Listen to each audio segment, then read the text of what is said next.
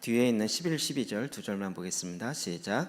그러므로 이르기를 그가 위로 올라가실 때에 사로잡혔던 자들을 사로잡으시고 사람들에게 선물을 주셨다 하였도다. 올라가셨다 하였은즉 땅 아래 낮은 곳으로 내리셨던 것이 아니면 무엇이냐. 내리셨던 그가 곧 모든 하늘 위에 오르신 자니 이는 만물을 충만하게 하려 하심이라. 그가 어떤 사람은 사도로, 어떤 사람은 선지자로, 어떤 사람은 복음 전하는 자로, 어떤 사람은 목사와 교사로 삼으셨으니 이는 성도로 온전하게 하여 봉사일을 하게 하며 그리스도의 몸을 세우려 하심이라. 아멘. 우리가 사실 많이 보았던 말씀입니다. 일터교회. 일터라는 것 자체가 이제 영어로 얘기하면 마켓플레이스라고 하죠. 우리가 삶의 현장이 되어지고 하는 일터입니다. 지금 마지막 시대에 마지막으로 가고 있는 측면에서 하나님께서는 지금 저와 여러분을 마지막 시대를 이길 수 있는 비밀들을 계속 이렇게 알려주고 있습니다. 그 중에 하나가 이제 일터교회인데, 여태까지 나왔던 많은 교회론의 모델들이 계속 급하게 바뀌고 있습니다. 구원의 방주의 개념에서 이제 병든 자를 치유하는, 그 다음에 그리스도의 군사로 훈련하는, 나가 싸워 전쟁한 교회, 그리고 이제 승리하는 교회의 개념으로 점차 바뀌어가고 있습니다. 이런 중요한 패러다임의 변화가 있는데, 이럴 때마다 우리의 사고의 체계, 패러다임의 시프트가 요구되는 거죠. 우리가 늘 기도했던 것처럼 하나님의 나라가 임하시옵소서.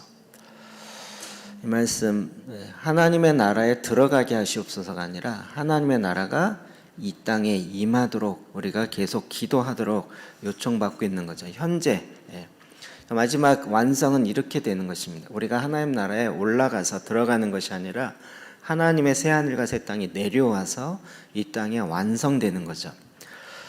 이를 우리가 극복하기 위해서는 일터와 교회와 일터의 이분법이 사라져야 합니다. 교회에서의 삶과 일터의 삶이 나눠지는 것이 아니라 하나가 될 수 있어야 합니다. 그러기 위해서는 어떻게 해요? 교회 개념 자체를 전에처럼 모이는 교회, 흩어지는 교회의 개념도 약간 좀 바꿔야 되는데, 그렇게 좀 바뀌어진 개념으로 나오는 것이 핵교회, 확대교회 이런 거예요.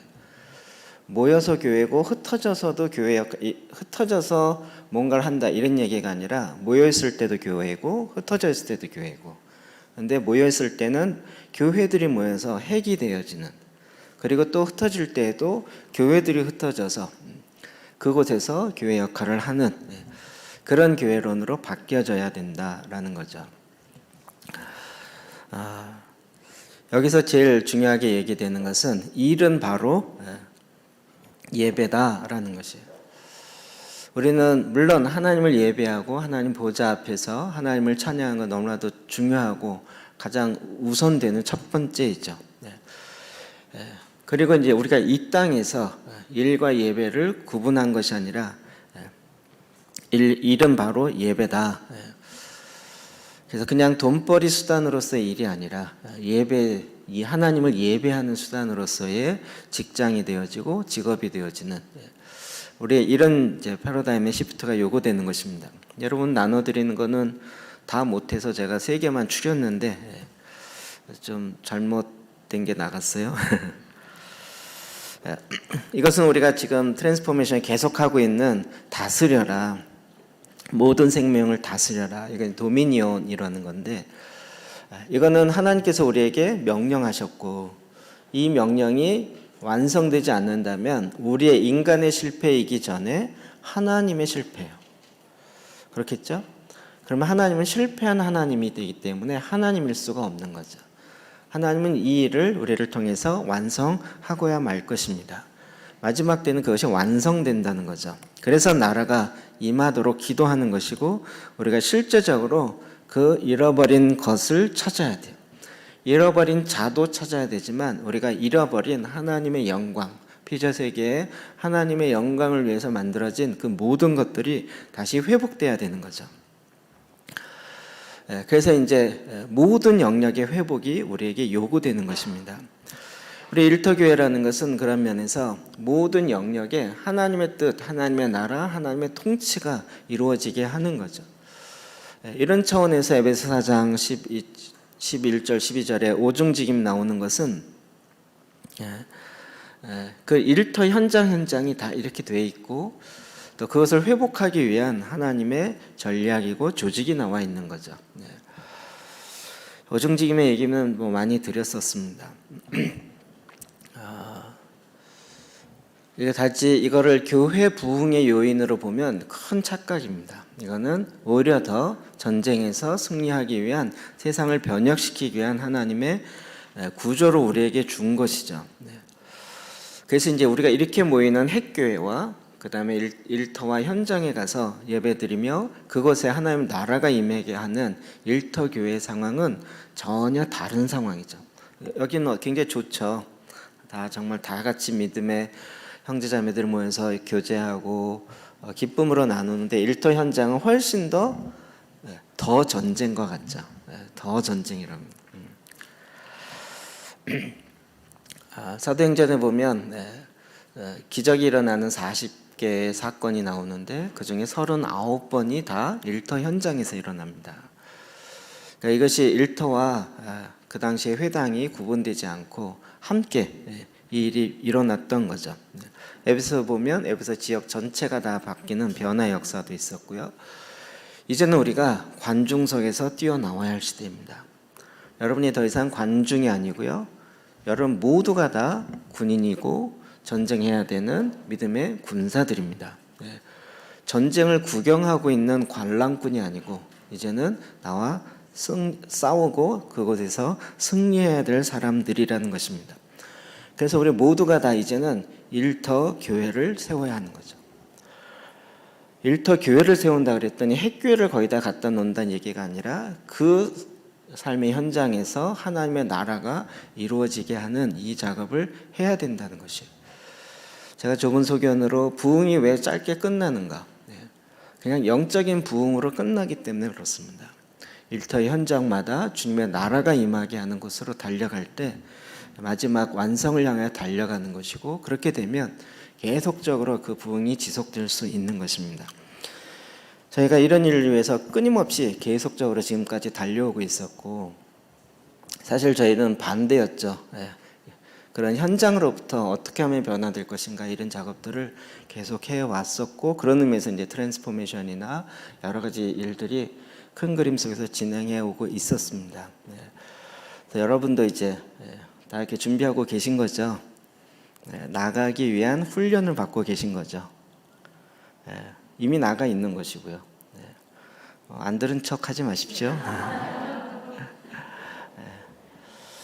그래서 저희가 계속 이렇게 이제 훈련하고 있는 중에 또 저희 같이 함께 했던 집사님이, 여러분 전에 계셨던 분은 스토리를 잘 아실 텐데 최근에 오신 분은 좀 모르실 것 같아서, 그래서 이런 과정 속에서 하나님의 인도하심을 받고 나가면서 그곳에 일터 교회로 또 일터에 하나님의 나라가 실제적으로 임하게 하는 일들을 가장 앞장서서 지금 진행해 나가는 여러 사람 중에 한 사람입니다. 여러분이 좀 오해하지 않았으면 좋겠는 것은 직장에 어떤 하나의 교회를 세워서 예배를 정기적으로 드린다, 이런 차원의 이야기가 아니고, 그곳에 하나님의 나라가, 하나님의 통치가 이루어지게 하는 실제적인 그 사역과 또 그와 같은 것을 포커스로 진행한다는 것입니다. 그냥 하던 사업이 잘 돼서 세상에서 얘기하는 것처럼 돈 많이 벌어서 오히려 축복을 받았구나, 이런 얘기도 아닙니다. 돈 많이 벌어서 축복, 그거는 이미 굉장히 유치원적인 사고라는 거 아시죠? 돈이 많고 적냐, 이건 그렇게 크게 중요한 문제가 아닙니다. 이제는 그 싸움의 현장에 나가서 그 믿음의 싸움을 싸우는 이런 일들이 필요하고, 그곳에 이제 저희가 바라기는 그런 곳곳에 미션 베이스가 세워져서, 헤드쿼터가 세워져서 하나의 모델이 되고, 그런 모델들이 각 영역마다 퍼져가기를 원하는 마음이 있습니다. 이런 측면에서 저희와 함께했던 집사님이 이제 그곳에서 그와 같은 일터 교회를 하기로 하고 이제 선포하고 진행하려고 합니다. 여러분의 기도가 필요하고, 공간적으로는 좀 떨어져 있다 할지라도 같은 마음 한 영으로 함께 일을 진행해 나갔으면 좋겠습니다. 그래서 그동안 있었던 일을 잠깐 간증으로 듣고 또 할 수 있으면 영상으로도 보고 좀 보도록 하겠습니다. 스스로 얘기하기를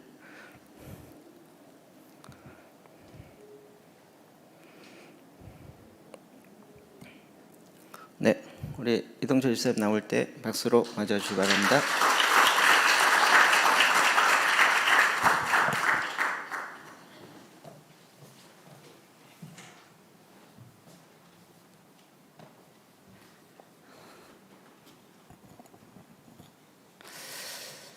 네, 안녕하세요. 이동철 집사입니다. 이렇게 다시 만나 뵙게 돼서 정말 반갑습니다. 오늘 이 자리에 있게 하신 하나님께 감사드리며 기도하고 시작하겠습니다. 하나님, 제가 많은 것을 배우고 좋은 추억들이 묻어있는 아름다운 하나님의 공동체 회복의 동산교회와 다시 연합하여 함께 지어져 가게 하심에 감사드립니다. 오늘 이곳에서 저의 삶 가운데 주님 하신 일과 앞으로 해야 할 일을 함께 나눌 것입니다. 전하는 저와 듣는 사랑하는 모든 성도님들께 꼭 필요한 은혜의 시간이 되도록 성령 하나님 함께하여 주셔서 한 사람 한 사람 하늘의 지혜가 임하게 하여 주옵소서. 감사드리며 예수님의 이름으로 기도하였습니다. 아멘. 제가 1년 8개월 전에 목사님하고 이제 사모님께 집을 나가야 되겠다고 말씀드렸습니다. 그때 목사님께서 몇 가지를 이야기하셨는데 제가 그냥 목사님이 저희 가정을 걱정하셔서 이렇게 이야기하시나 보다 이렇게 생각했습니다. 그리고 집을 나갔습니다. 말을 안 들었다는 얘기죠. 그리고 지역교회를 다니기 시작했는데 지역교회 목사님과 사모님 모두 좋은 분이셨지만 부르심이 다르다 보니까 좀 답답한 면이 많이 있었습니다. 이득진 목사님이 집 나갈 때 이제 염려하신 그런 부분들이 있었거든요. 근데 그게 이제 현실이 되면서 다시 목사님을 찾게 됐고, 그래, 기댈 때는 거기밖에 없다 이렇게 생각했습니다. 그리고 저희 사업장이 일터 공동체의 헤드쿼터로 지어지기를 기뻐하시는 하나님의 뜻에 순종하기로 결단했습니다. 같이 말씀 읽겠습니다.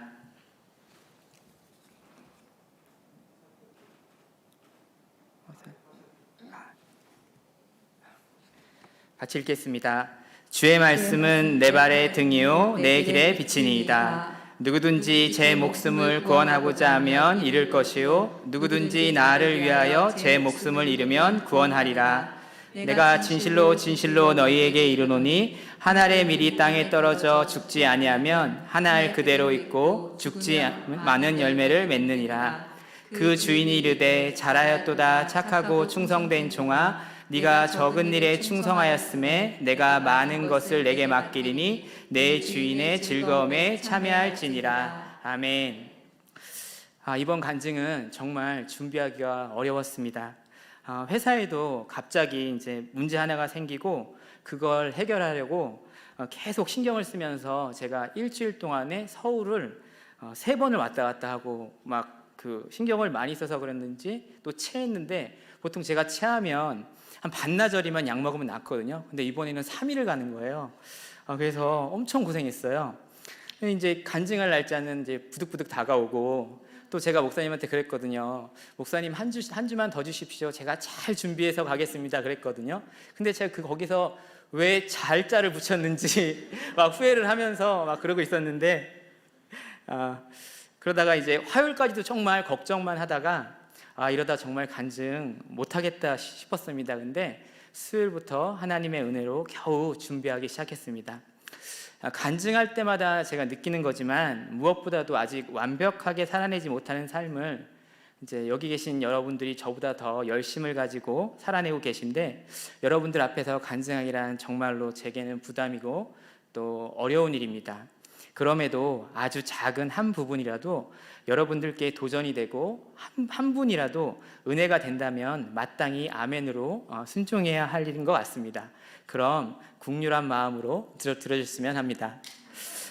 저는 현재 횡성에서 김치 공장을 운영하고 있고 처음 이 사업의 비전은 우리 장모님이 받으셨습니다. 장모님은 형편이 되지 않아서 기도만 하셨고 기도하시는 중간에 여러 번 돈을 투자하겠다고 하는 사람들이 있었지만 장모님은 그때 그분들과 하면 하나님의 일을 하지 못할 것 같아서 이게 정말 하나님으로부터 온 것이 맞다면 하나님의 때에 하나님이 하실 거라고 생각하시면서 기다리셨다고 합니다. 신혼 초에 전 그 얘기를 듣고 제가 이제 그 총각 때 모아놓은 돈 2천만 원을 장모님께 이제 드리면서 일단 이 돈으로 한번 시작해 보시라고 그랬거든요. 그랬더니 장모님께서 이제 여러 이유로 제가 이제 사업을 하고 또 장모님이 옆에서 도와주는 그런 이렇게 모양이 돼버렸어요. 그래서 2년간 비워져 있던 40평짜리 작은 상가에서 보증금 500만 원에 월세 60만 원으로 시작한 김치 사업이었습니다. 주님이 주신 사업이니 아까 목사님께서 말씀하셨듯이 돈을 많이 벌어서 주님의 이름도 높이고 착한 일도 많이 하고 어려운 개척교회 다니던 때이니 헌금도 많이 하고 그래서 하나님을 기쁘시게 할 거야. 오직 이것이 하나님의 일이라고 생각했습니다.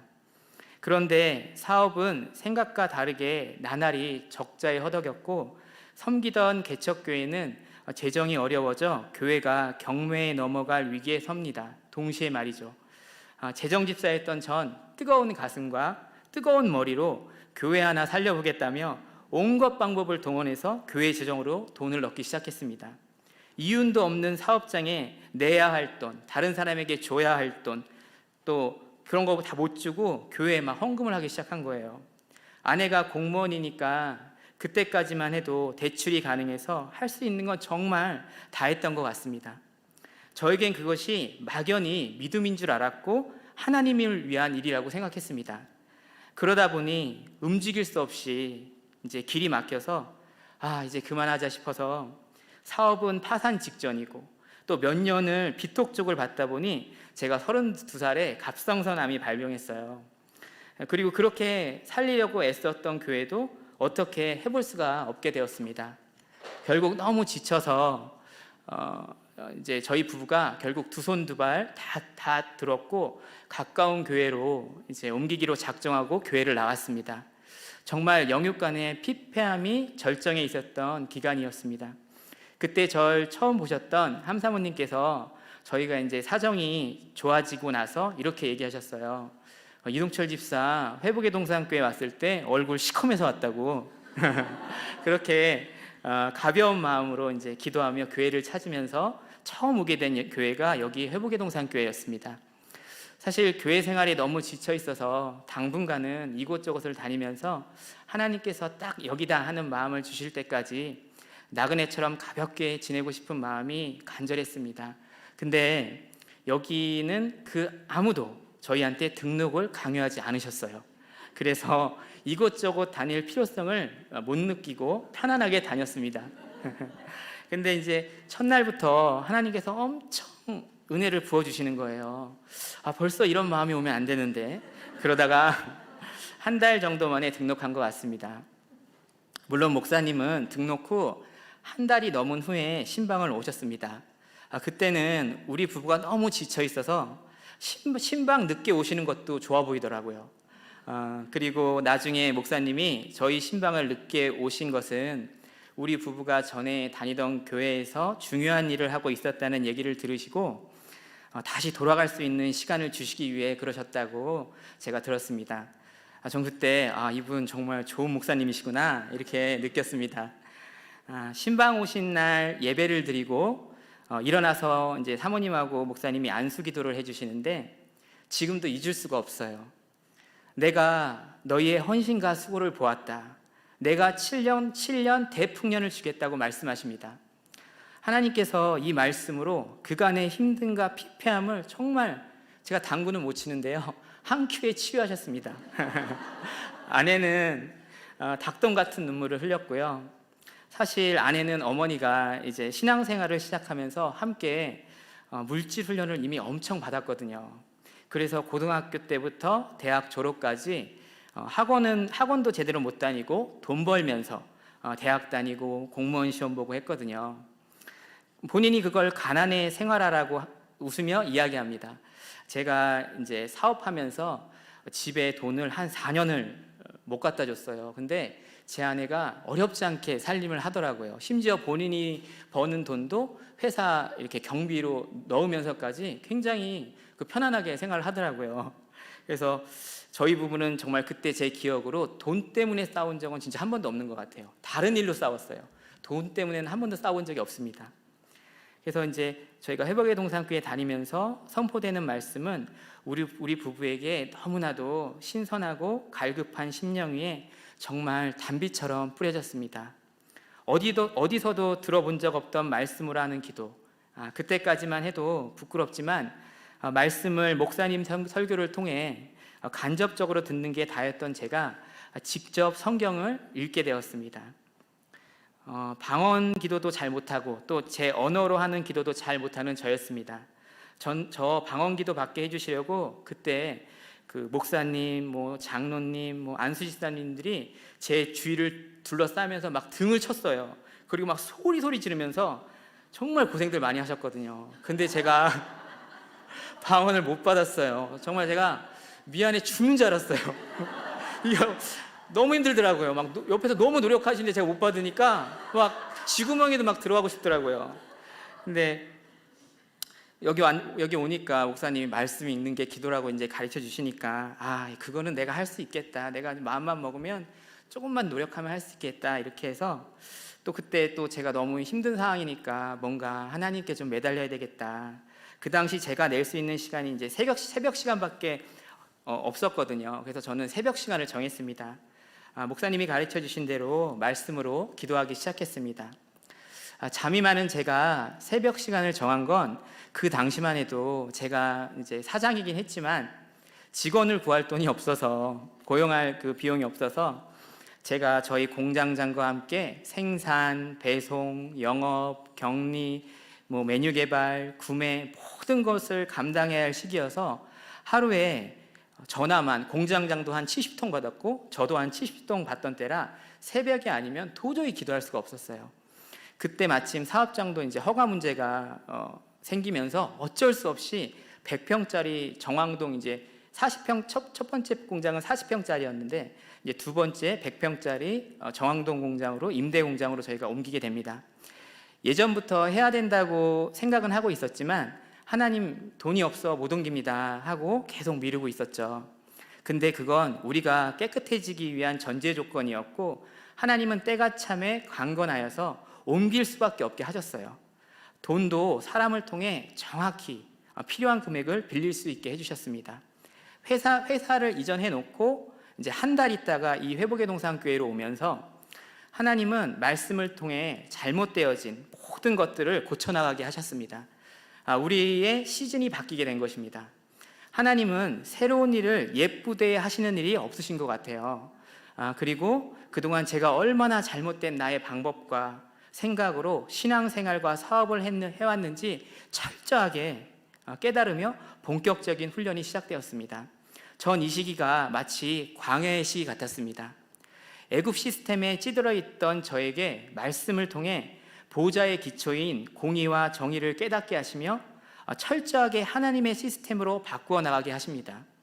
또한 말씀으로 보는 것을 즉각 적용하여 우리 우선 가장 기초인 세상의 법들을 지키는 것을 시작하게 하셨고 또 그 자체가 저에겐 훈련이었습니다.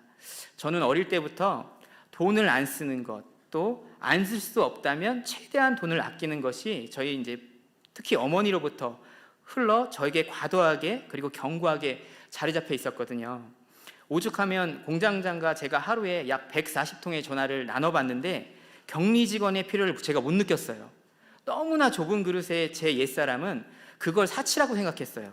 그리고 최대한 세금은 안 내는 것이 옳고 바른 삶이라고 제가 생각했습니다. 잠언 2장 7절에서 11절 말씀에 그는 정직한 자를 위하여 완전한 지혜를 예비하시며 행실이 온전한 자에게 방패가 되시나니 대저 그는 정의의 길을 보호하시며 그의 성도들의 길을 보전하려 하심이니라. 그런즉 네가 공의와 정의와 정직 곧 모든 선한 일을 깨달을 것이라. 곧 지혜가 네 마음에 들어가면 지식이 네 영혼을 즐겁게 할 것이요 근신이 너를 지키며 명철이 너를 보호하여. 아멘. 하나님께서는 계속해서 이 시기에 정직, 온전한 행실, 공의, 정의의 키워드를 주셨고 이로 인해 회사의 여러 부분을 말씀을 적용하여 실제적으로 고쳐나가기 시작했습니다. 예를 들어 볼게요. 사업하시는 분들은 더 크게 이제 공감하시겠지만 가끔 직원들도 인건비 신고를 안 하고 싶어 해요. 세금 내고 보험료 내기 싫다고요. 그럼 그게 사장의 마음과 딱 맞는 거예요. 왜요? 사장도 4대 보험료 아깝거든요. 그럼 경비에 이제 구멍이 나기 시작해요. 그럼 이 경비가 이제 구멍이 난다는 건 회사 이익금이 늘어난다는 걸 얘기하거든요. 그렇게 되면 세금이 늘어나요. 그러면 이제 다른 방법으로 그걸 메꿔야 해요. 어떻게 해요? 매입거래처 뛰어가서 가라영수증 끊어달라고 이제 조르는 거예요. 이게 이제 악순환의 고리가 됩니다. 또 우리 매출 거래처도 똑같이 그걸 요구하거든요.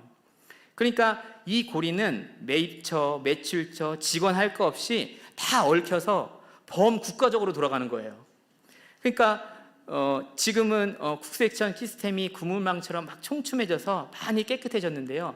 그때만 해도 그랬거든요. 그리고 저는 이 방법에 굉장히 앞장섰던 사람이거든요. 근데 이제 말씀을 읽을수록 기도를 할수록 그 고리를 끊어야 한다는 압박이 이제 막 들어오기 시작했어요. 그리고 결단하고 끊기 시작했습니다. 그런데 놀랍게도 회사에 기적과 같은 많은 일들이 이제 일어나기 시작하는 거예요.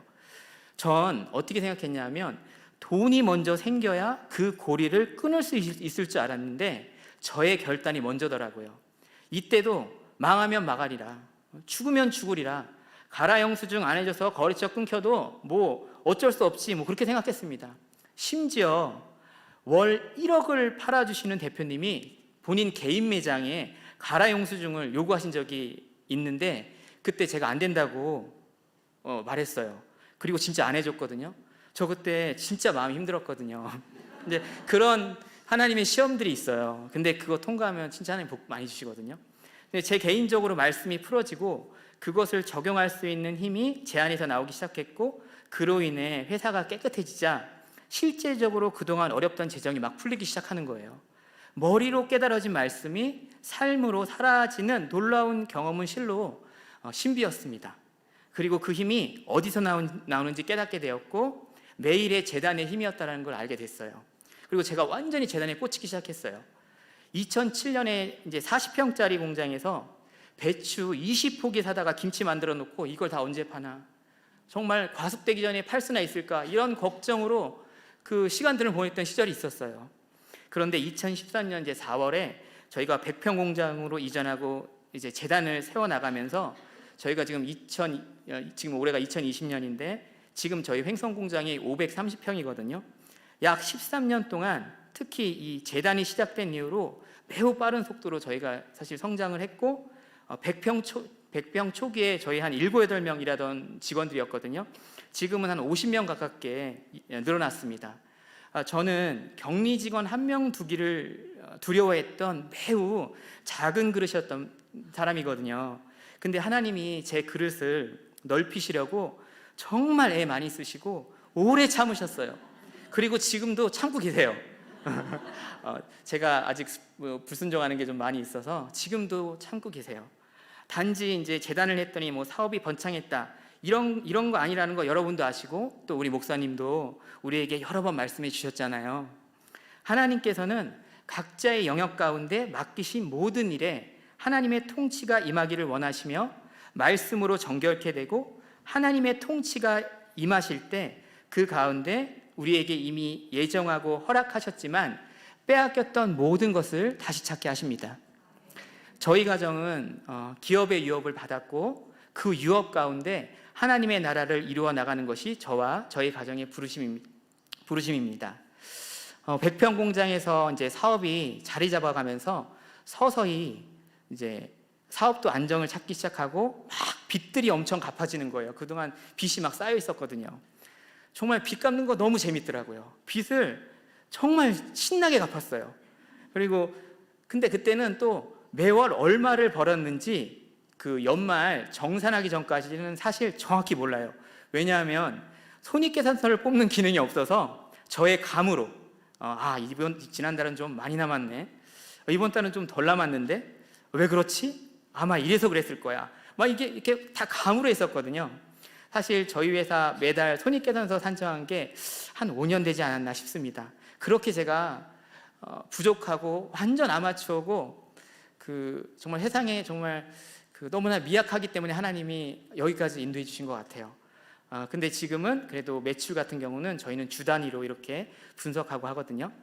100평 공장으로 옮긴 지 3년 정도가 되었는데 공장의 생산 능력의 한계가 이제 찾아온 거예요. 하나님께서 이제 물량을 막 늘려주셔서 더 큰 공장으로 넓혀야 할 때가 이제 다가온 것입니다. 근데 꾸역꾸역 어떻게든 해나가고 있었는데 직원들이 쉴 공간도 없고 안전한 식품을 만들기 위한 절차를 밟을 공간이 점점 더 이제 부족해지기 시작한 거예요. 이제 전 또 한번 제 한계에 이제 부딪히기 시작했습니다. 말씀으로 제 스스로 이제 많이 바뀌었다고 제가 이제 생각했거든요. 근데 아직도 제 발목을 잡는 것은 제 옛사람이었습니다. 전 자라면서 비치는 것을 끔찍하게 싫어하는 것이 제 안에 견고하게 자리 잡혀 있던 사람입니다. 그래서 있는 것에 족하고 사는 삶이 오히려 어렵지 않았습니다. 그리고 그것이 성경적이라고 생각했는데 그것 때문에 하나님께서 주신 사명을 제대로 감당할 수 없었던 것 같습니다. 최소 500평 이상의 면적의 공장이 필요했습니다. 시흥, 안산, 인천 일대를 1년을 돌아다녔는데 적당한 공장을 찾기가 어려웠습니다. 그리고 겨우 찾은 월 900만 원 임대료를 내야 하는 임대공장, 비교적 깨끗하고 허가 문제도 문제 없다고 해서 계약금 900만 원을 내고 이사 준비를 하려고 했는데 그곳은 허가 문제가 해결되는 곳이 아니었어요. 사실 계약금 내기 전에 공무원한테 분명히 답을 듣고 일을 진행했는데 그 공무원이 착오가 이제 잘못 이렇게 해석한 거죠. 그래서 거기는 우리 공장이 들어가면 안 되는 곳이었어요. 그래서 전 이제 900만 원을 그 기업 되게 큰 기업이었는데 900만 원을 안 주더라고요. 그래서 저 900만 원 그때 날렸습니다. 그리고 이제 우리가 지방 산다는 수도권 과밀 억제 권역에서 이전하는 회사들에게 이제 정부 보조금을 주는 정책이 있는데 이 정책의 근본 목적은 뭐냐면 일단 규모가 일정 이상 되어야 하고 지방에 내려와서도 안정적으로 고용을 최소 5년 이상 영위할 수 있는 회사를 가려냅니다. 고용이 중요하니까요. 6개월 전 지금 회사가 있는 횡성군에 가서 알아보았는데 그때는 보조금 자격이 안 돼요. 저희가 이제 깨끗이 우리 보조금 못 받는구나 깨끗이 포기했어요. 임대 공장도 어려워지고 수도권에서는 엄두도 못 내고 그나마 물류가 가능한 곳이 횡성이다. 보조금 없이라도 대출 받아 이전하기로 제가 먼저 결단을 했습니다. 솔직히 순종해서 공장을 짓다가 돈이 안 돼서 못 지어도 어쩔 수 없다는 생각까지 했습니다. 그런데 이제 해가 바뀌어서 2016년 이제 결산서를 가지고 다시 이제 횡성군에 쫓아 내려갔어요. 혹시나 모르니까. 그래서 생각지도 못하게 턱걸이로 저희가 보조금을 받을 수 있게 되었습니다. 예전처럼 매출 누락이나 정직원 고용을 하지 않았으면 평가 과락 점수인 60점을 넘지 못했을 겁니다. 그리고 제가 이거를 해보니까요, 이 정책의 근본은 뭐냐면 작은 업체 말고 큰 업체 내려오라는 얘기였어요. 작은 업체는 굉장히 어려워요. 왜냐면 일단 고용이 안 되니까요. 근데 여러 가지 재정 건전성과 고용에 대한 점수가 중요했던 평가에서 저희는 작은 규모 업체임에도 불구하고 점수를 얻을 수 있었고 약 7억 정도를 보조금으로 받을 수 있었습니다. 고향도 떠나기 싫고 또 교회도 떠나기 싫고 그다음에 지금 일하고 있는 직원들 잃기도 싫고 간다고 성공한다는 보장도 없고 가기 싫었던 여러 가지 조건에도 불구하고 하나님의 강권하심에 순종하기로 했습니다. 죽으면 죽으리라. 망하면 망하지. 단 하루를 사업하다가 망하더라도 하나님 말씀대로 하다가 망하는 거 그거 멋있는 거야. 그렇게 마음 먹으니 제가 빚에 완전 눌려 있었는데 그게 두렵지 않더라고요. 공장을 신축하여 이사를 한다는 거, 국가를 상대로 보조금을 신청하고 받는 거, 많은 서류 심사를 받아 보증서를 받고 은행을 상대로 대출을 받는 거, 새로운 곳으로 거처를 옮기는 거, 신축관 공장에서 또 많은 허가를 받고 모든 행정 서류를 수정하는 거, 무엇 하나 쉬운 게 하나도 없었습니다. 그런데 순종은 저의 몫이었고 하나님께서는 그 모든 일을 위한 물질과 사람들을 예비해 놓으셨습니다. 일부 직원들은 이제 그만두었지만 10명 이상의 직원들이 회사를 믿고 함께 거처를 옮겨 횡성으로 오겠다고 답을 주었고, 어떤 분은 자기 아들을, 어떤 분은 자기 딸을 저희 회사에 데려오겠다고까지 했습니다. 지금은 말도 마세요. 저희 본인들끼리 결혼을 해서 어떤 집은 5명 부모 형제가 같이 다녀요. 그러니까 부자지간은 이제 기본이 됐어요. 그래서 저희 회사는 직원들 얘기 함부로 하면 안 돼요. 귀에 다 들어갑니다. 자, 이제 제가 하나님의 인도하심으로 막 죽으면 죽으리라 막 이러면서 막 그쪽으로 옮겼잖아요, 회사를. 그러면 이제 하나님이 그래, 기특한 놈, 이제 내가 너를 더 대박을 내주겠다 이렇게 하셔야 이제 정상인데, 그게 아니더라고요. 제가 이제 죽으면 죽으리라 정말 그런 마음으로 옮겼는데 정말 죽을 것 같은 상황이 발생했습니다. 저희가 이제 2018년 8월 1일 날 이제 횡성에서 본격적으로 이제 그 달에 이제 생산하기 시작했거든요. 이제 시흥에서는 물류 기능만 놔두고 생산은 다 횡성에서 했습니다. 2018년은 날씨가 너무 더웠어요. 더워도 너무 더웠어요. 무의 상태가 극도로 좋지 않았고 가격이 너무나 올라 있었습니다. 그러니까 그때 저랑 지금도 거래하시는 그 장로님이, 그분이 그렇게 표현하는 거 그때 처음 들었어요. 배추가 밭에서 녹아내리는데 미치겠다는 표현을 쓰시는 거예요. 저는 그 장로님 위해서 미치겠다는 표현을 그때 처음 들었어요. 거기에다가 저희 직원이 3분의 1은 기존 직원, 3분의 2는 신규 직원이었어요. 기계도 시험 가동을 한 후 생산을 시작하지만 크고 작은 말썽을 막 부리기 시작하는 거예요. 100평 공장에 비해 현 횡성 공장은 말도 못하게 넓어져서 어디서 누가 뭘 하는지 알 수도 없고, 무의 상태는 최악의 상태라 막 무쓰레기가 막 산더미처럼 막 쌓이기 시작하는 거예요. 막 무쓰레기 처리 비용이 막 1,100만 원, 1,200만 원씩 나오기 시작하는 거예요. 효율성은 완전 바닥이고, 기존 직원들은 이제 핵심 라인에 곳곳에 배치되었지만 이 신규 직원들과 손발도 맞지 않고, 그러니까 생산량이 안 나오니까 적은 양을 생산하면서도 야근을 하니까, 야근하면 1.5배잖아요, 급여도. 그러니까 매일 11시가 넘어서 이제 일이 끝나는 강행군이 막 한 달, 막 2달 막 이렇게 되니까 막 직원들이 막 한두 명씩 이제 퇴사를 하기 시작하는 거예요. 모든 시스템이 잡혀 있지 않아서 막 경비가 막 물 쓰듯이 쓰고 그런 상황이 막 발생하기 시작하는 거예요. 그래서 이전 후 첫 달에 2018년 8월 한 달 적자만 1억이 넘었습니다. 그때 제가 저에게 말했어요. 죽으면 죽는다며. 저는 그래도 괜찮은데 제 아내가 계속 퇴사하는 직원들 때문에 회사 나가기가 두렵다고 하더라고요. 그리고 기도했는데 하나님께서 제 아내에게 내가 남길 자들을 남길 것이다 라는 마음을 큰 감동으로 주셨고, 거짓말처럼 그 후에 그 힘든 마음이 나아졌다고 했습니다. 마치 기드온의 그 300용사들처럼 공장 이전을 위해 급하게 구해진 직원들은 입사하자마자 의도치 않게 고된 훈련을 받았고, 그것을 통해 정말 일의 용사라 칭함을 받을 자만이 남게 된 거죠.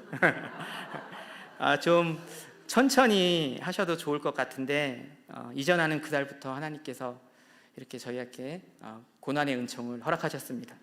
날씨도 그 해는 정말 유난히 더웠어요. 2019년 이제 초에는 이제 그 다음에죠. 저희 회사의 매출 비중이 약 25% 되는 회사가 대기업 이제 물류 창고로 물류를 넘기면서 그 대기업의 김치 공장에서 생산하는 김치로 매입처를 변경한다는 소식을 들었어요. 제가 이제 교육 때문에 운전하면서 이제 막 차량 틀어놓고 대전을 막 가고 있었는데 우리 회사 공장장이 제게 전화를 이제 걸어왔습니다. 그래서 제가 그런 상황들을 저한테 이제 보고를 하길래 그래? 어쩔 수 없어. 알았어 하고 전화를 끊었습니다. 그리고 제가 1분도 안 돼서 제가 소리내어 고백했습니다. 나의 생사화복은 여호와께 있어. 이후에 그 업체를 찾아가지도 전화도 하지 않았습니다. 왜 그런지 찾아가 보고 이유를 묻고 그 업체에 마음을 돌리려고 하지 않았습니다. 이렇게 하는 것이 사람을 의지하지 않는 것이고 믿음이라고 생각해서가 아니라 저 나름대로는 말씀에 근거하여 정말 최선을 다했거든요. 그리고 나의 마음을 아시는 주님께서 또 채우실 거라 믿었습니다. 그리 아니하실지라도 저는 이제 주님만 바라볼 거기 때문에 뭐 괜찮았습니다.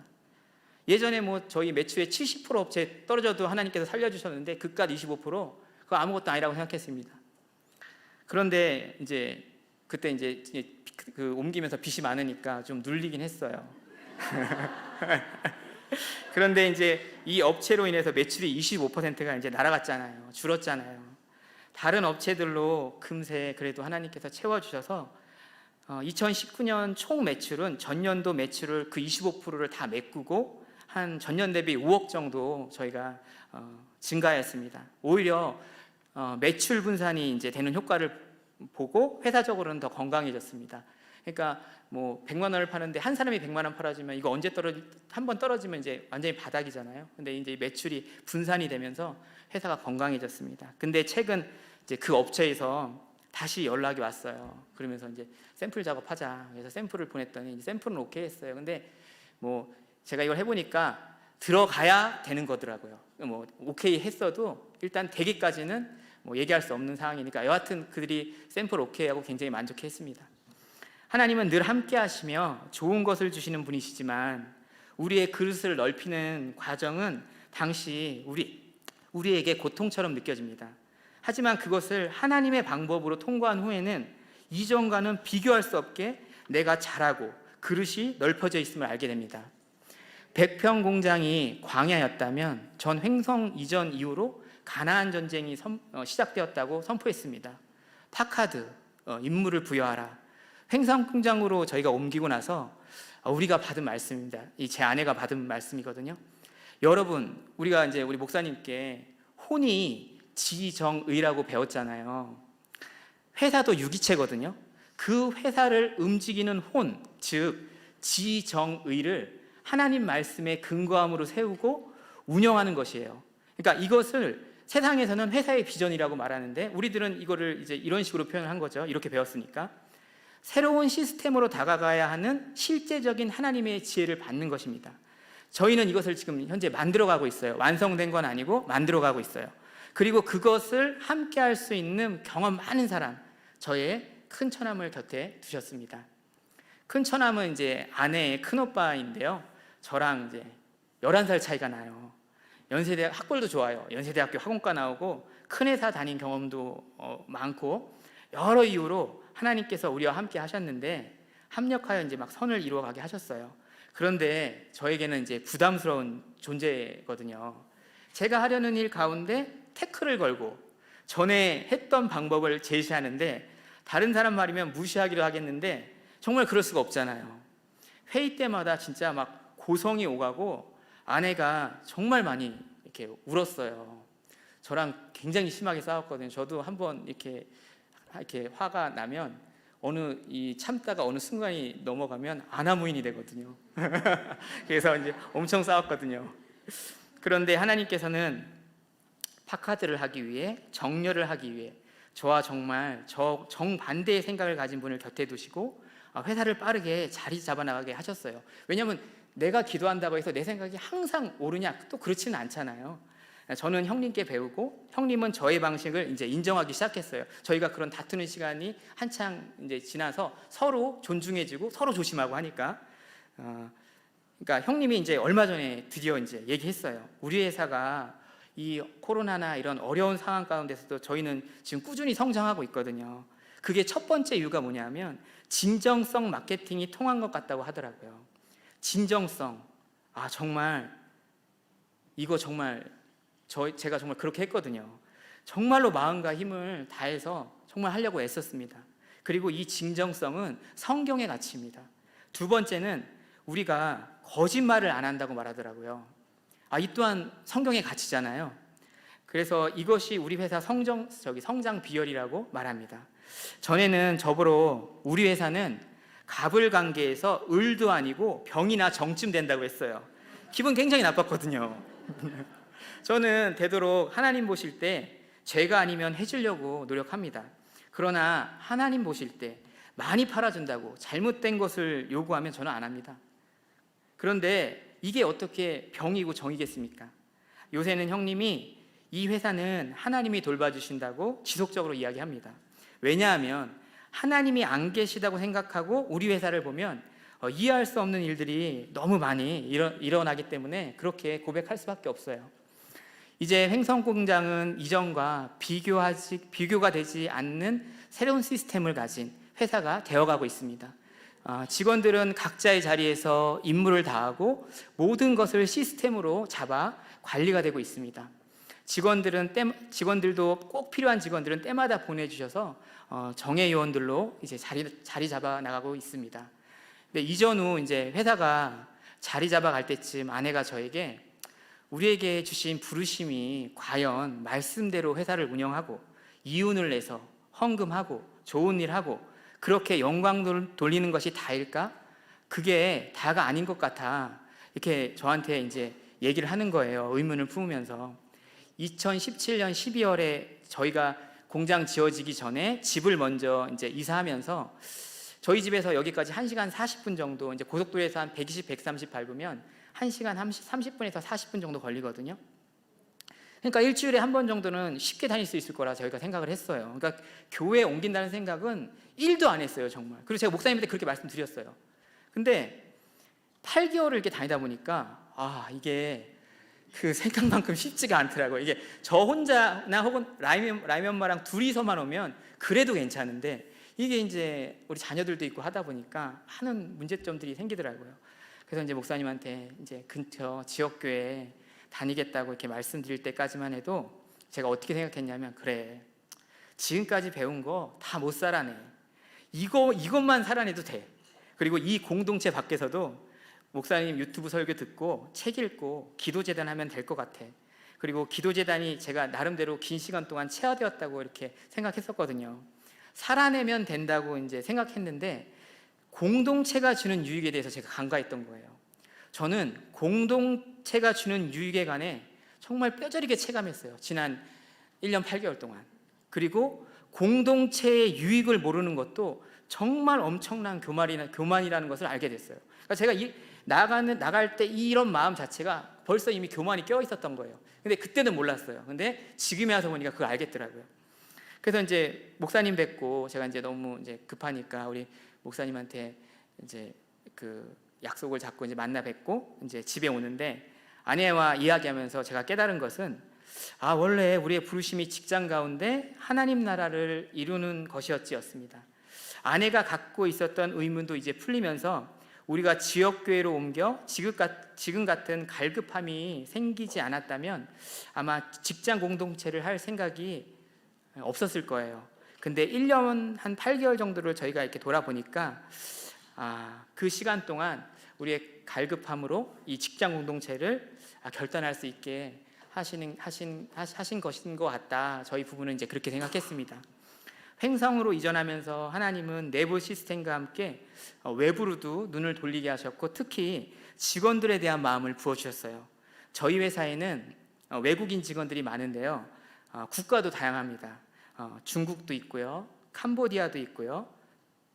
베트남도 있고요. 네.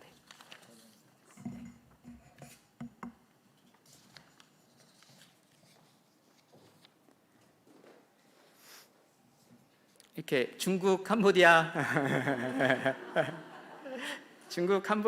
베트남 이런 그 직원들이 다 섞여 있거든요. 근데 이제 이분들이 보통 무정선 라인에서 보통 일을 하셔요. 근데 이분들이 이제 언어가 다르잖아요. 근데 원시인들처럼 서로 말을 아주 잘 통하고 정말 최정예 팀이 되어 있어요. 베트남 직원 묵 깎는 거는요 한국 그 사람들하고는 비교할 수가 없어요. 그래서 어떻게 그럼 말이 안 통하는데 어떻게 하냐면 중국 이제 교포 직원이 이렇게 딱 칼을 들고요. 베트남 직원을 바라보면서 이래요. 그러면 베트남 직원이 딱 칼을 들고 하고 그 중국 교포 직원이 원하는 걸 딱 해요. 그래서 이제 저희도 엄청 웃었거든요. 그래서 그때 이제 새로운 여직원이 들어와서 한국 분이신데 그래서 이제 무정선 라인에 저희가 이제 투입을 했어요. 왜냐면 그 라인은 힘들기 때문에 저희가 돈을 좀 더 주거든요. 이분이 딱 가서 보더니 이분들이 그렇게 일을 하고 있으니까 며칠 안 있다가 그만뒀어요. 그래서 물어봤어요. 왜 그만두냐고 했더니 무서워서 일을 못 하겠다는 거예요. 그래서 그만뒀습니다. 예. 그러니까 바벨탑 사건 이전에 우리가 하나의 언어로 살았다는 게 맞는 것 같더라고요. 그때 그걸 보면서. 그래서 이제 또 한 사례로 직원들 중에 이제 저희 20대 초반 결혼 이민 여성이 있었어요. 근데 이제 가정 불화로 이제 따로 살고 있었는데, 그 따로 살고 있었을 때 저희 회사에 이제 직원으로 입사해서 같이 일했거든요. 근데 남편이 먼저 전화 와서 이제 오라고 했나 봐요. 그래서 남편이 있는 곳으로 다시 간다고 퇴사를 했는데, 나중에 알고 보니 남편이 만나주지도 않고 비자 연장도 안 해주고 그러니까 비자 연장이 안 되니까 취업도 못하고 막 이러지도 저러지도 못하게 되었다는 저희가 소식을 들었어요. 그래서 합법적 취업이 안 되니까 당연히 돈이 떨어져 아주 힘들게 될 수밖에 없는 거잖아요. 저희 부부에게는 가끔 하나님께서 이럴 때 같은 마음을 주십니다. 같은 마음을 주시니 또 너무 감사하고요. 주로 이런 게 제 이제 아내 담당인데요. 공무원 출신이라 그런지 민원 해결을 아주 잘해요, 제 아내가. 과부나 또 가난한 자나 나그네를 돕는 건 어찌되었건 급한 일이고, 또 마음을 주신 즉시 순종하지 않으면 못할 일이 꼭 생기더라고요. 그래서 이제 제가 사실 그 전날 아내한테 그 얘기를 듣고 새벽에 이제 저는 새벽제단 하니까 새벽제단 하면서 이거 그냥 모른 척하고 넘어갈 일이 아니다라는 마음을 주셔서 바로 이제 아내에게 한 100만 원 정도 찾아서 갖다 주라고 그렇게 얘기했거든요. 그래서 제가 그 아내가 그날 전화해서 100만 원을 찾아서 이제 그 전 직원한테 100만 원을 주면서 밥도 먹이고 또 도울 수 있는 방법도 함께 찾아보고, 또 슈퍼 가서 이제 먹을 거 한가득 싸서 이제 집으로 이제 들여 보냈습니다. 힘든 일 있으면 연락하라고 다독여서 또 저희가 그렇게 저희 아내가 이렇게 들여 보냈습니다. 횡성공장으로 이제 옮긴 후 주님께서는 직원들의 어려움을 돌보게 하시는 일이 잦아졌어요. 베트남 직원들이 사는 숙소도 이혜미 집사가 자주 들러서 이거저거 막 관리해주고 돌봐주고 이러다 보니까 직원들이 힘든 일만 생기면 사장 사모인 아내에게 아침이고 밤이고 막 전화해요. 막 늦은 시간에도 막 전화해요. 아파서 전화하고, 자기들끼리 싸워서 울면서 전화하고, 급하게 돈이 필요하다고 도와달라고 합니다. 물론 이제 회사에는 취업 규칙이 있고 직원들 간의 공정함의 잣대로 이렇게 잣대가 있기 때문에 그런 것들이 또 필요하겠지만, 말 안 통하는 타국에서 돈 벌기 위해 와서 살고 있는 외국인 직원들은 대부분 참 사정이 딱하거든요. 그래서 국률이 여기고 서로 불쌍히 여기는 마음을 가지고 순종하다 보면 어느새 하나님께서는 우리를 통해서 생명수가 흘러갔음을 증거하십니다. 꼭 하나님이 받으셨다는 사인을 주셔요. 정말 기가 막히게 주셔요. 그 힘으로 그 다음번 또 그 다음번 계속 순종할 수 있는 것 같습니다. 원주 세일여성센터라는 이 직원들을 이렇게 소개해주는 이제 관공서 비슷한 게 있는데요.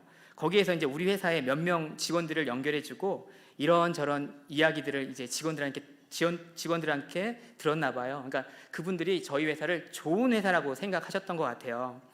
그러니까 어떤 그런 큰 행사가 있었는데 저희 직원을 대표로 소감문도 발표하게 하고, 여성 친화 기업이라는 게 전 있는지도 모르는데 그거 선정해 줄 테니까 10월 달에 한번 와서 사진 찍을 수 있냐고 그래서 제가 이제 그거 별로 관심 없는데 제 아내가 다른 데는 하고 싶어 하는데 왜 해준다고 그러는데도 왜 안 하려고 하냐 그래서 그것도 이제 저희가 하기로 했거든요. 그렇게 해서 이렇게 하다 보니까 그냥 그 세상이나 혹은 관공서에서도 이렇게 조금 이렇게 인정을 받고, 이게 이제 하나님께서 주시는 덤인 것 같아요. 제가 이렇게 말씀드리면 모든 직원들이 이제 우리 회사 최고야 라고 이렇게 할 거라고 생각하시겠지만 그건 절대 아니고요. 저희도 잘못하는 것 너무 많고요. 다만 내 것을 조금씩 내려놓고 나아가야 할 옳은 방법을 말씀을 통해 배우고 있는 것이고, 또 여러분도 그렇고 저도 그렇고 함께 지어져 가는 거잖아요. 이제 그런 관점에서 보시면 좋을 것 같아요. 그리고 이건 따끈따끈한 이제 최근 이야기인데요. 최근 2주 제가 굉장히 힘들었던 그 얘기인데, 저희 그 거래처 중에 가장 큰 회사가 있어요. 근데 그 큰 회사 식당에서 중대 이물이 나왔다는 거예요. 그러니까 전 행성으로 옮기고 이제 직원들에게 원칙대로 일하라고 지시를 하거든요. 항상 원칙을 입에 달고 살아요. 그러면서 제가 이렇게까지 얘기해요. 만약에 너희가 일할 때 원칙을 지키는데 돈이 필요하면 내가 돈을 거기다 집어넣겠다. 그러니까 무조건 원칙대로 해라. 우리가 세워놓았던 원칙에서 벗어나게 일하지 마라. 이거를 누누이 강조해요. 그런데도 불구하고 이제 직원들이 쉽게 바뀌지 않거든요. 이들도 사람인지라. 그래서 근무 투입하기 전에 매일 15분에서 20분씩 계속 교육해요. 근데 지금은 이제 자리가 잡혔거든요. 근데 이제 막 이게 안 될 때는 처음에는 저도 막 소리도 줄이고 막 화도 막 내고 막 그랬어요. 사장이 돈 투자해 갖고 한다는데 왜 제대로 안 하냐 그러면서 막 그랬거든요. 근데 이 이물이라는 것은 식품업체를 이제 운영해 보시거나 이러신 분들은 알겠지만 100% 제어한다는 것은 정말 어려운 일이고요. 그래서 이제 그런데 이제 저희는 공장을 옮기고는 정말 이물 관리가 잘 됐어요. 심지어 저희 배추나 물을 절이잖아요. 그럼 거기다 절임 염수를 집어 넣으면 그 다음에 거기다가 비닐을 씌워놔요. 혹시 그 절이는 중간에 이물이 들어갈까 봐 그렇게까지 하거든요. 근데도 이물이 나오려면 나와요.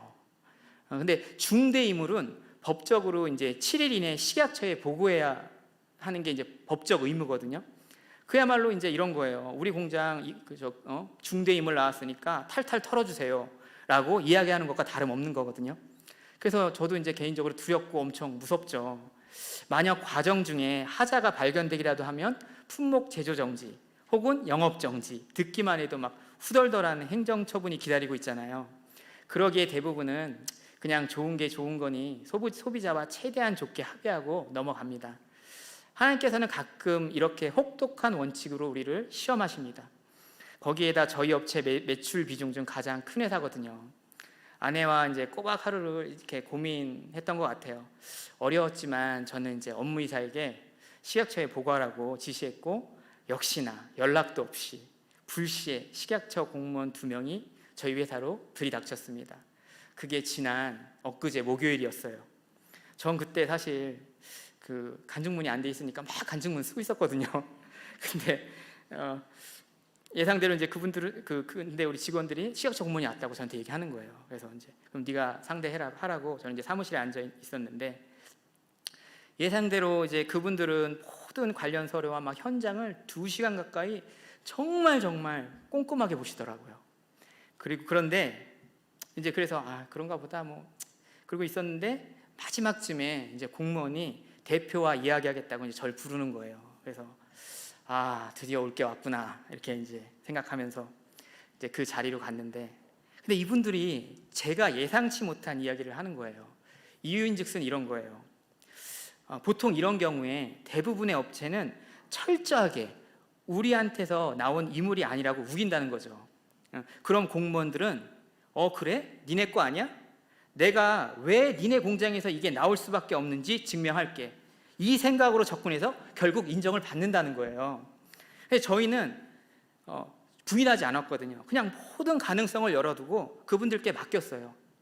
그랬더니 오히려 이제 이분들이 이상하게 생각하신 거죠. 다른 회사하고 전혀 반응이 다르니까. 그럼 저한테 이렇게 묻는 거예요. 사장님, 혹시 이 공장에서 나온 이 이물임을 인정해야만 하는 다른 이유가 있으세요? 거꾸로 저한테 이렇게 물어보는 거예요. 그래서 저는 이렇게 답했죠. 그런 거 없습니다. 제가 부인한다고 해서 되는 게 아니니 모든 가능성을 열어두고 검증해 주시고 원칙대로 말씀해 주시면 됩니다. 제가 진짜 이렇게 얘기했거든요. 근데 지난 40평, 100평 공장에서는 감히 식약처는 물론이고 관할시 공무원이 나와도 이렇게 말할 수가 없었죠. 어디 버르장머리 없이 공무원 앞에서 원칙이라는 단어를 얘기합니까? 오직 진짜 국률과 자비만을 구할 뿐이죠. 이것이 이제 저희가 하나님께서 강건하여 공장을 옮기시고 시스템을 잡으라고 명령하신 이유인 것 같습니다. 아직 최종 결론은 나오지 않은 상태지만 어쨌든 현장에서 1차 결론은 우리 공장에서 그 이물이 나올 확률은 매우 희박하다, 이렇게 그 1차 결론은 났고요. 저는 정말 두렵고 떨리는 순간이었고, 그 2시간이었지만 아내에게 기도를 부탁했고, 또 저도 그 순간은 간증문 준비하는 것이 손에 잡히지 않았습니다. 그러나 이제 결국 이 일로 전 하나님의 경륜에 맞게 일하실 수 있는 그릇을 준비하는 것, 그러니까 그것은 저희의 몫임을 다시 한번 깨달았습니다.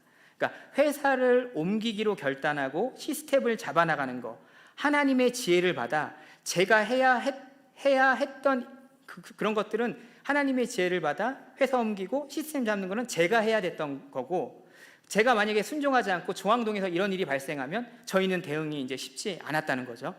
뒤돌아보면 제 삶도 이런 선택의 순간의 연속이었지만, 말씀의 근거에서 좋은 것을 선택했을 때 하나님께서 은혜와 선물을 주시는 누적된 경험으로 그 다음도 또 그 다음도 좋은 것을 선택할 수 있었던 것 같습니다. 하나님이 함께 하신 여정은 하나라도 버릴 것이 없다고 하는 말이 어떤 말인지 알 것 같습니다. 신앙 초기에 가슴과 함께 머리마저 뜨겁게 막 어린아이처럼 어떻게 보면 무모할 정도로 막 물질을 막 이렇게 막 헌금할 때는 그때도 하나님께서는 정죄하지 않으시고 마치 어린아이의 그 주님을 향한 뜨거운 열정과 수고로 인정하셨고 지금 그것을 사용하십니다. 하나님의 물질이 필요한 곳에 감동을 주시면 즉시 순종할 수 있는 훈련을 그때 하게 하셨던 것 같아요. 물론 그때와 달라진 건 항상 말씀에 비추어 분별하는 중요한 단계를 거치는 게 그때와 지금의 차이입니다. 저희 회사에 있는 예수님께서 항상 마음에 두셨던 이웃들, 바로 이제 나의 도움이 필요한 자가 이웃이라고 하셨던 과부, 고아, 가난한 자, 병든 자, 나그네가 모두 있습니다. 하나님께서는 우리 회사가 말씀으로 정결해지고 정직하고 공의롭게 되는 것과 물질을 흘려보내는 것, 그리고 마지막 목적은 하나님 나라를 이루어 생수의 강이 터지는 헤드쿼터가 되길 원하십니다. 처음부터 모든 것을 이렇게 이야기하시지는 않으셨어요, 하나님께서.